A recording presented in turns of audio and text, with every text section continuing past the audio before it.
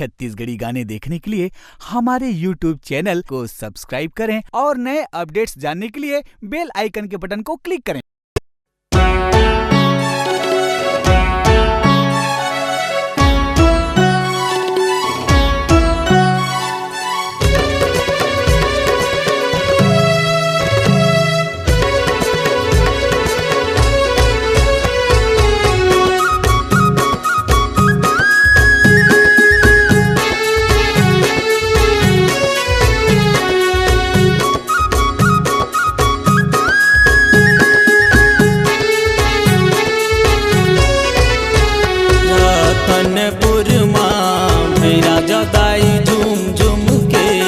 रतनपुर माँ बिराजा दाई झूम झूम के झूम झूम के झूम झूम के झूम झूम के झूम झूम के झूम झूम के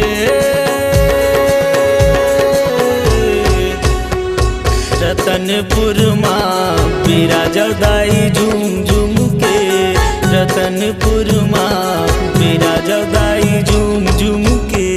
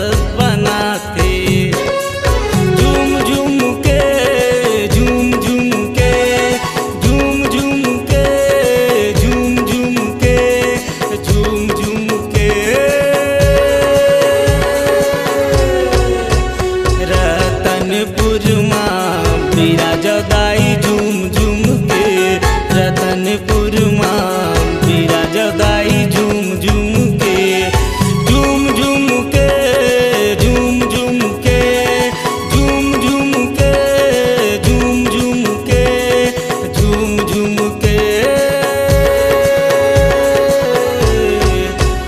रतनपुर माँ बिराजदाई झूम झूम के रतनपुर माँ बिराजदाई झूम झूम के रतनपुर माँ बिराजदाई झूम झूम के रतनपुर माँ बिराजदाई झूम झूम के रतनपुर माँ बिराजदाई झूम झूम के।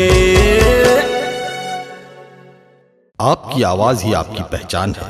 यदि आप अपनी आवाज को एक नया आयाम देना चाहते हैं तो चले आइए मल्टी ट्रैक डिजिटल रिकॉर्डिंग के लिए AVM audio video studio Khamtarai Raipur. Mobile number 9301523929 और 7869646201। यदि आप नए एवं पुराने गीत सुनना चाहते हैं तो avmgana.com में जाकर गाना फ्री डाउनलोड करें और YouTube चैनल में AVM गाना और KK कैसेट्स को सब्सक्राइब करें।